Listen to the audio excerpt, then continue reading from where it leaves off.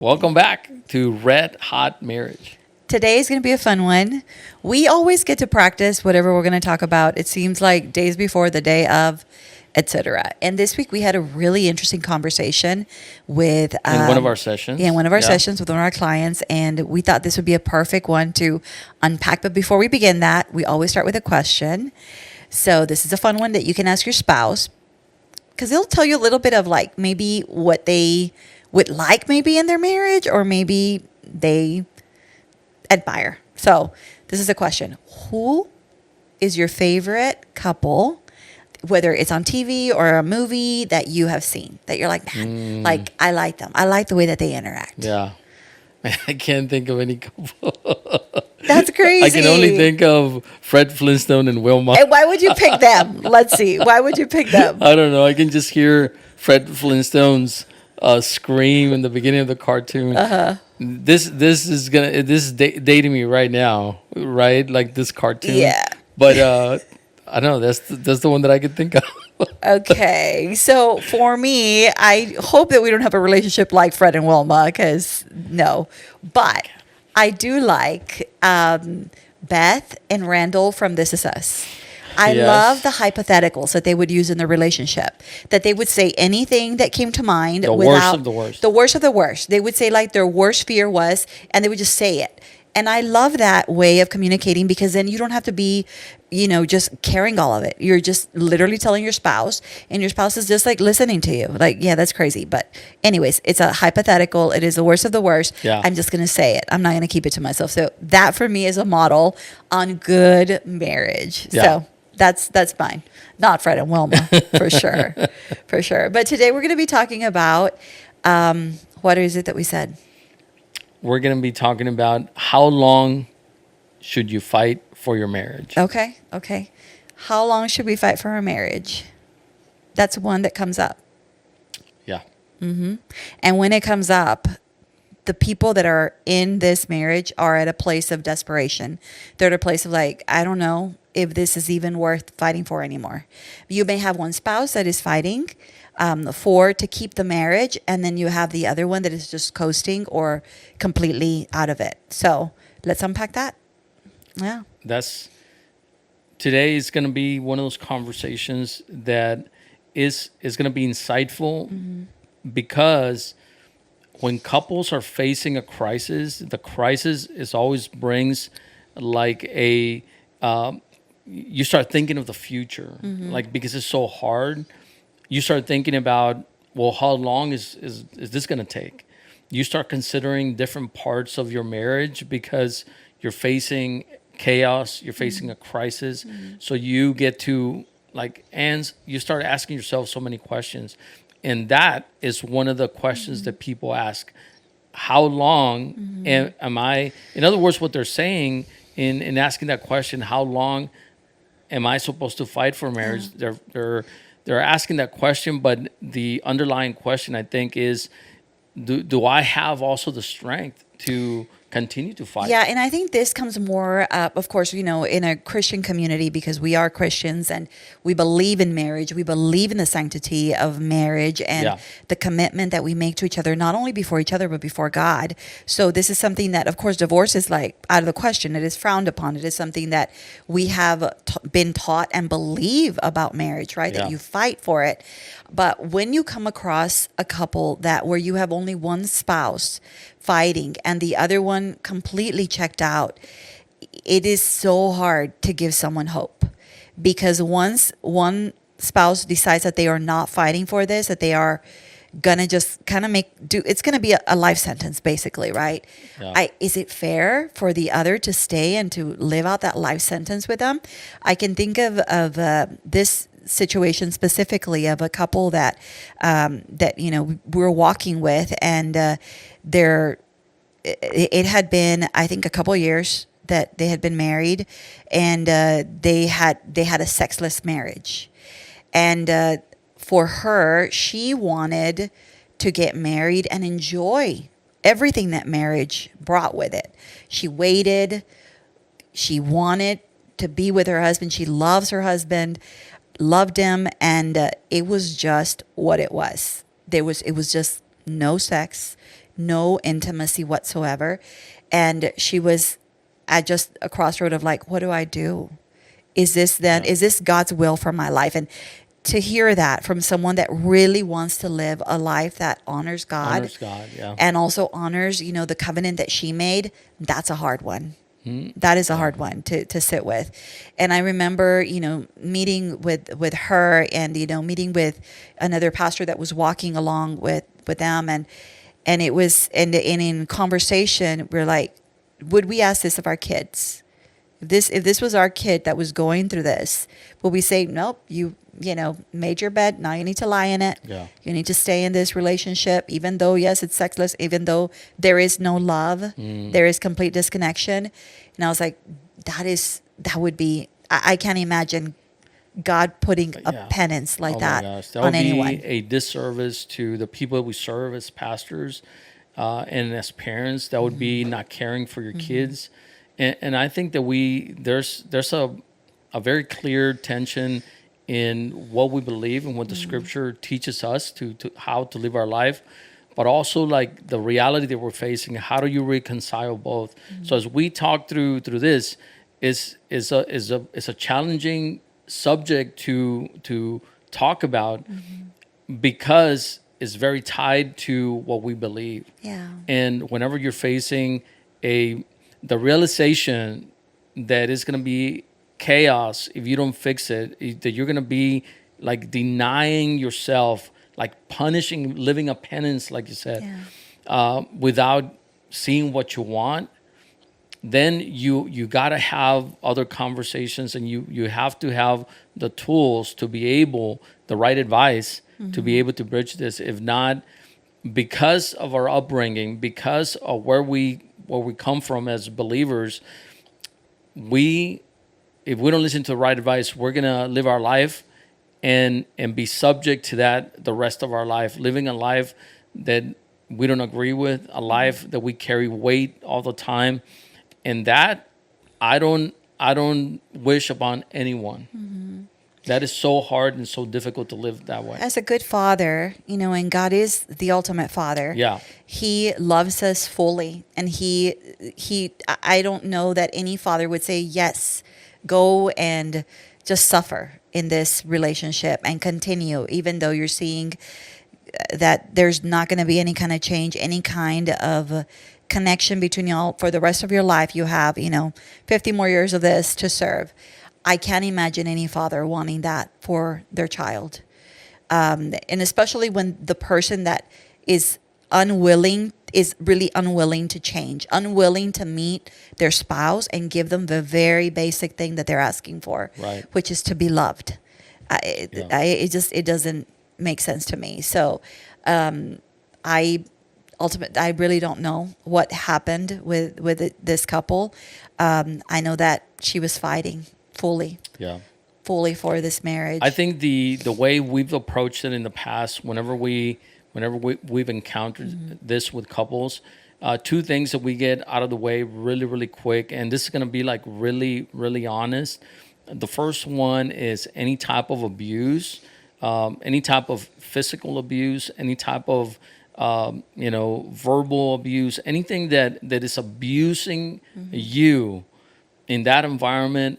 The only way to escape abuse is to escape it, to run from it. Right. The other one is when the relationship that you're in violates your conscience. So those two is a measure of really the agency that you hold as a wife, as a husband, to think about those two things. Is this abusive? Am I being abused? Because it's very easy not to see that, right? And the other one is the violating your conscience, things that you normally would not put up with, that are weighing difficult on your mind and heart over a long period of time. That right there tells you that is something deeper that is going on, is violating your conscience. So whenever you arrive at those, then you really got to face the facts. It's not an illusion that you're living. It's like the reality of what you are experiencing right now. So now, no matter what you do, it's going to be difficult. True. right?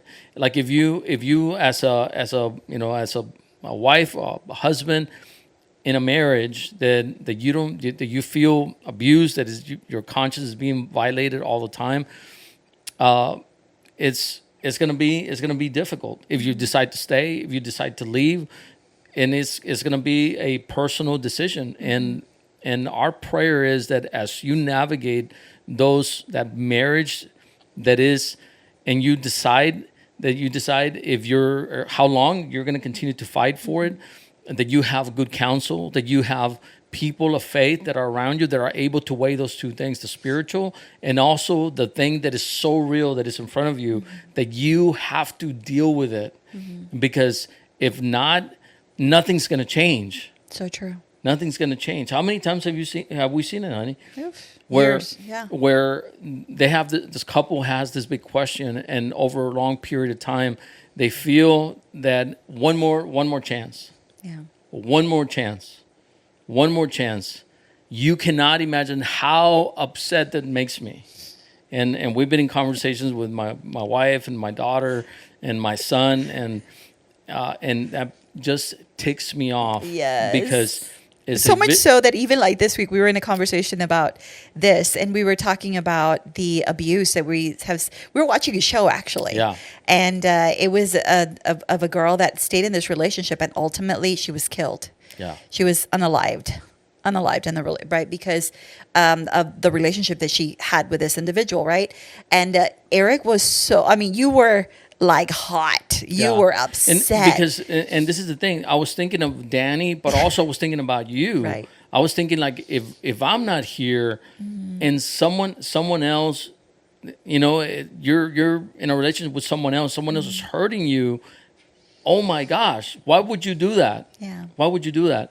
So that got me like really, I didn't really know you were upset. thinking about me. Absolutely, yeah. Honey. Yeah. But I'm not going to marry anyone. Yeah. If you pass away, you're my favorite husband. You still so I got already me said that. upset. It did. But it had a very real reaction Yeah, from you. yeah.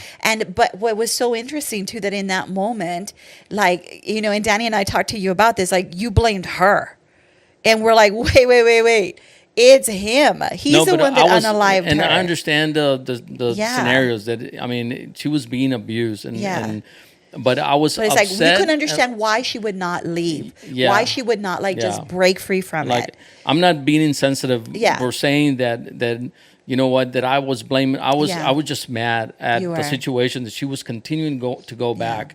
But I understand what abuse looks like, and that's why the only way to, at the first instance of that, Absolutely. is you have to flee, you have to run, and then sort out the rest, later. Yeah, and it's a boundary It's that a you have boundary. to. It's a That the boundary. moment that something happens where it escalates like that to that point of a hit, a push, a shove, things like that, even words. It's like no, this is not for me, And I think that that's something, going back to what we're talking about too, in a relationship where we constantly see these couples come through month after month, year after year, and it's the same story, right? That I should leave, like I'm the only one working in this marriage, but God says that He hates divorce. We're gonna go there. And that now. is true.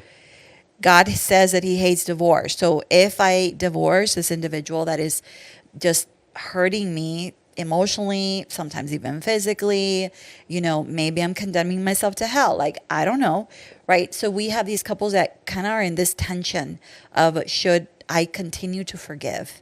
And they're now in this spiraling, in this cycle over and over and over again. And it is so sad because anytime that someone comes to us and they're saying this, or it's always the same. Okay. Are you being abused? Is there something going on here? Has there been infidelity? Like, what is going on in this marriage? And then once you take a look at it, you're like, 100%, you should not be with this individual. You should not. It is a time of separation that is maybe necessary.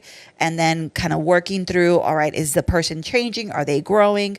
Are they going to provide something better for our future? But if not, it's an answer.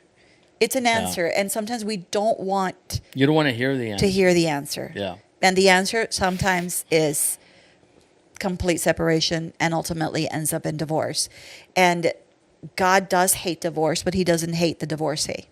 Right. And sometimes we fall into this lie that we believe that God hates what we did. God is mad at us, and even though you have given it your all, you have tried. So, man, I want to speak to the women and the men Yes. that maybe find themselves where you have been divorced, that you have had to step away from a marriage that was incredibly damaging to you.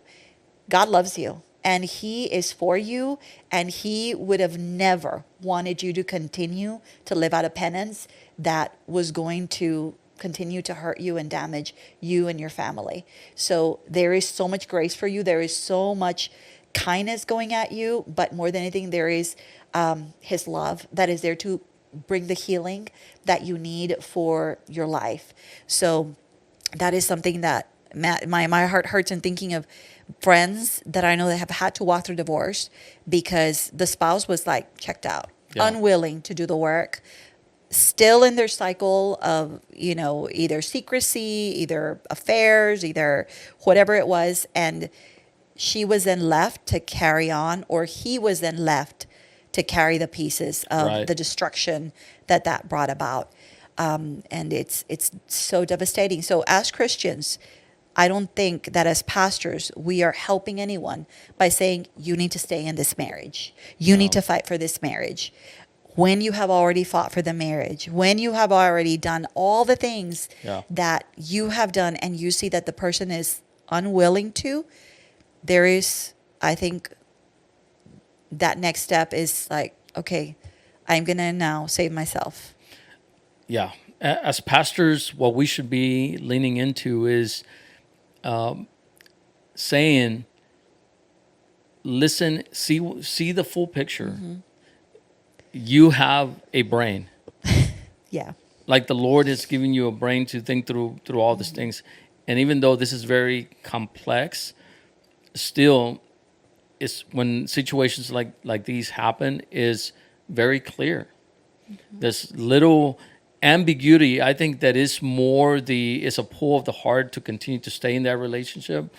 But whenever it comes down to a very clear definition of being abused, being, just carrying that over a long period of time, neglected, all the things that you can associate with abuse in a marriage relationship, that is a lot of times very clear, but we just don't want to acknowledge it. Yeah. And I think that as pastors, as people that offer advice and wisdom and insight into this, we have to do this better. Yeah. And I think one thing too is that as pastors, like, we cannot be sitting with only one spouse and hearing only their side of the story and then like villainizing the other. It's so important to ask the Lord to give us discernment and invite both to come in and hear them both. Hear them out. Yeah. And then even press a little bit even more, because if you have a narcissist coming in, they can manipulate the whole situation and make you feel crazy and then get you on their side when they're the ones that are causing all of this chaos, And I can think specifically of an incident where this even happened with us, that we had someone that came in and kind of did their side of the story, but yet I knew the other side of the story too. And we're like, wait. Let's kind of gather here and see really what is going on in this couple. And sure enough, it played out that it was actually all him. It was all him, that he was crazy, like crazy, right? Ultimately, that relationship ended up in divorce because he was honestly crazy. And you'll have incidences like that. What we have seen a lot happen is that one spouse will try to get, of course, and normally it's the spouse that is doing the wrong, try to get people on their side so they can then control the narrative of their spouse and talk bad about them and do all these different things, hoping that they get more support from people. And even though they're in these cycles that are completely destructive, and they're the ones that are inciting those cycles, they'll still make you believe that they are the good person, that they are the ones that are fighting, the ones that are not in the wrong and all of that. And I think that as pastors, we have to use discernment in what people are telling us, because it's so easy to then kind of pick sides and then and then be wrong and give advice that is so harmful.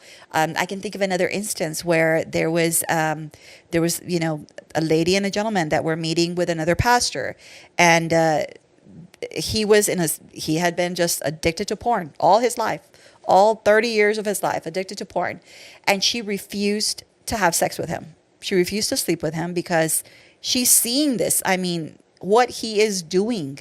And then she's setting those standards of like, I'm going to set this boundary. I'm not going to be with you. Yeah. I don't want to do those things with you. So then she then moved out of the bedroom. That was another boundary. So when she meets with this pastor, he tells her like, you are in the wrong because you are not providing sex for him. He's needing to go and do that. Oh my gosh. That is What kind of insanity. insane advice are you giving people? That's the reason why? No care for No. the woman that was going through this. Needless to say, we corrected that really, really quick because, and it was just his lack of understanding that this is betrayal trauma and him not understanding at all, being trauma informed. So when we go to pastors, when we go to our spiritual leaders and we go and we talk about these things, sometimes some of them, I want to say many of them are ill-equipped. Yes. And I will dare say this too. Sometimes even they are struggling in this area of sexual sin.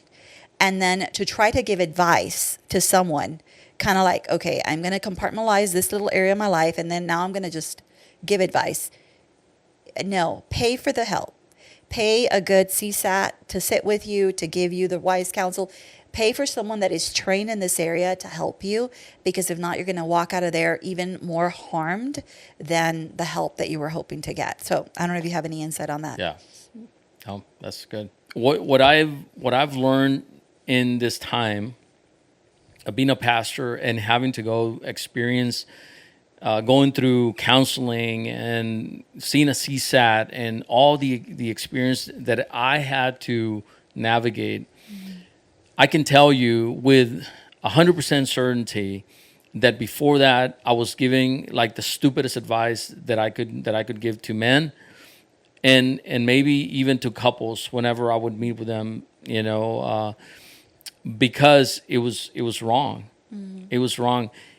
And until you go through a process of sharing with someone your thoughts and being completely honest, you never arrive at the point where you're able to say, man, this advice that I gave, whatever I said, it's completely crap. It's junk. It's horrible. Yeah. Right?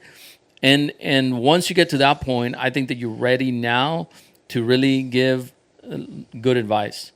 And so when couples come in that they're wrestling with the idea of how long is this going to take? How long am I supposed to keep fighting for our marriage? And that's only a question. I cannot make that decision. My beautiful bride cannot make that decision. Together, we cannot make that decision. That decision is going to be for that couple, for that wife, for that husband that comes in, that they're going to be faced with this. But some of the things that you have to discern in that process to know and really make a call is work. The work that they do to repair the marriage, and the work looks different ways, right? Like, what are some of the ways that we can tell that the person is working on the marriage? They are listening to their spouse. And if the spouse is saying like, hey, we are disconnected, like it feels like we are two different people living in the same house, but living separate lives. And one spouse says, oh, you know what? Thank you for bringing it up. Let me start then connecting with you every day. Let's connect for 10 minutes, 30 minutes, whatever that is. And let's talk about, how was our day and all of that. So it's almost like reconnecting. You've been disconnected all this time, reconnecting. If the spouse comes to you and says like, hey, we haven't had sex in a month. What's going on? Like, are you okay? Is there like, what's going on between us? Like, I miss you. I want you. I love you.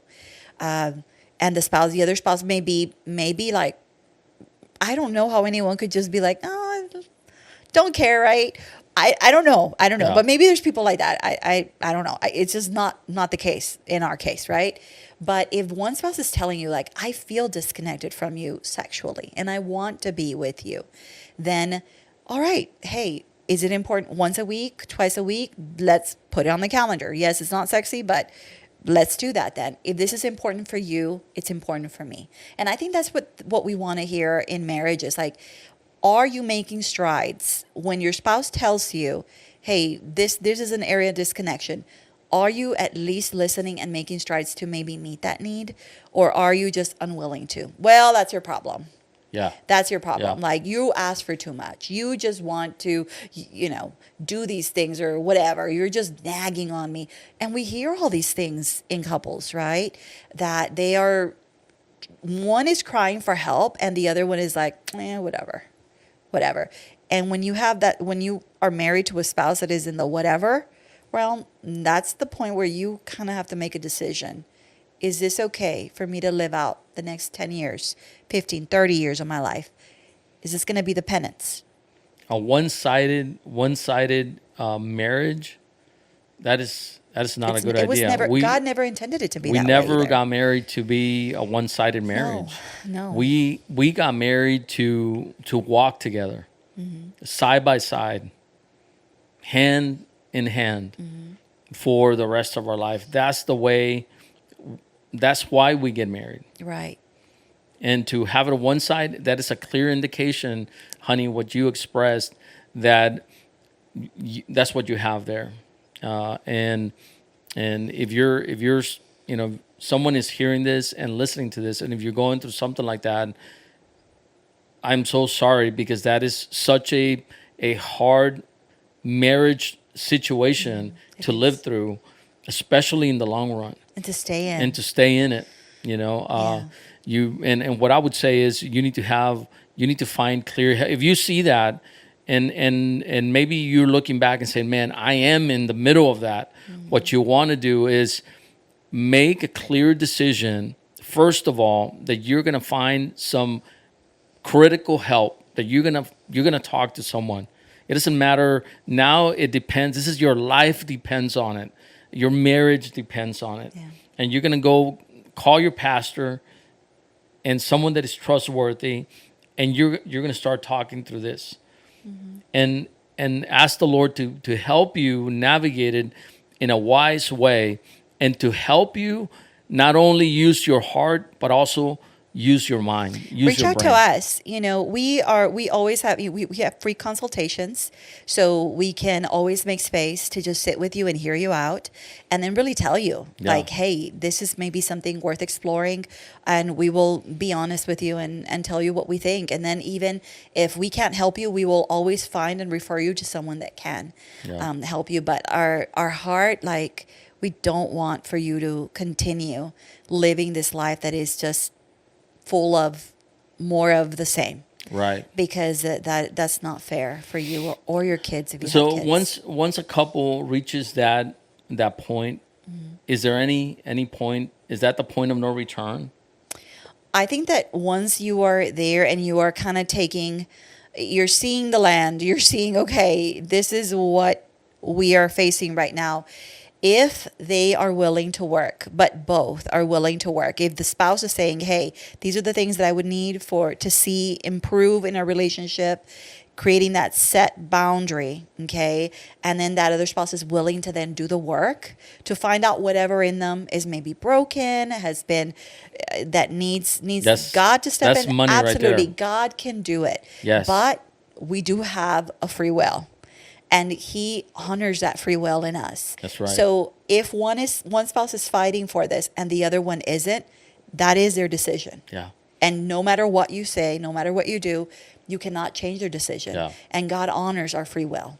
Absolutely. And in that free will, then he lets us be. Yeah. So I think that that's a decision that then the spouse that is asking for more and asking really for maybe even the very bare necessities here, bare needs, bare right? minimum, the bare minimum. Thank you. That's the one.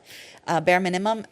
maybe that's the time that you will have to make a bigger decision. Yeah, I would say this, honey, that if a husband or a wife comes in and they're asking that question, how long should I fight for my marriage? For me, it sounds that they're doing it alone, that they're at their last, string, trying to keep going, and that has a limit.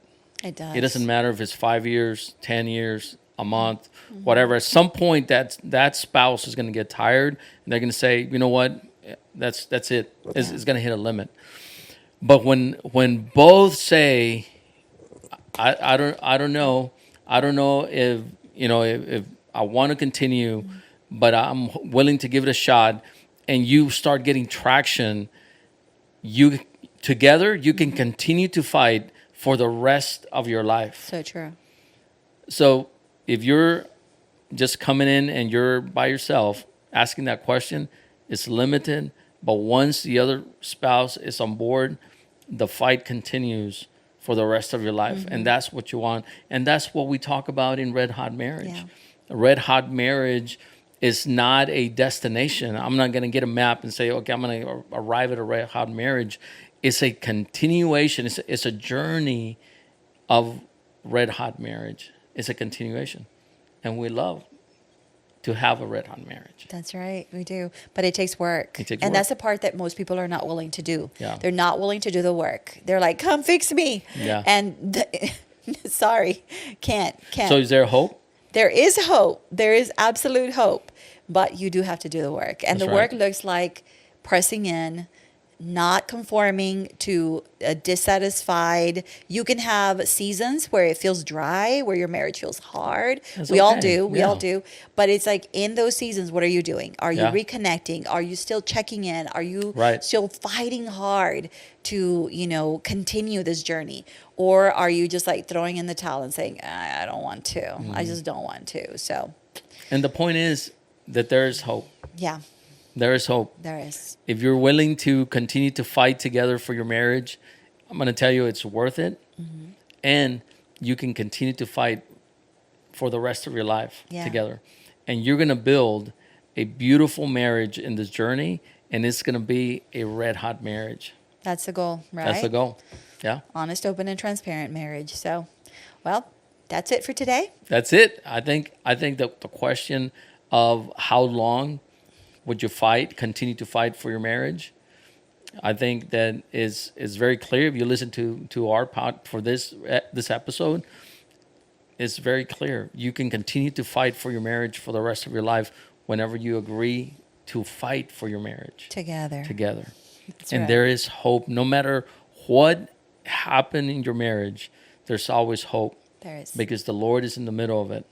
And if you make good decisions, find good help, you're going to continue to build a beautiful marriage. And the Lord can restore the brokenhearted and Yes, bind wounds. that's right. And that's what he does best. Yeah. So, I love you, babe. Love you. Let's continue to build A red hot marriage.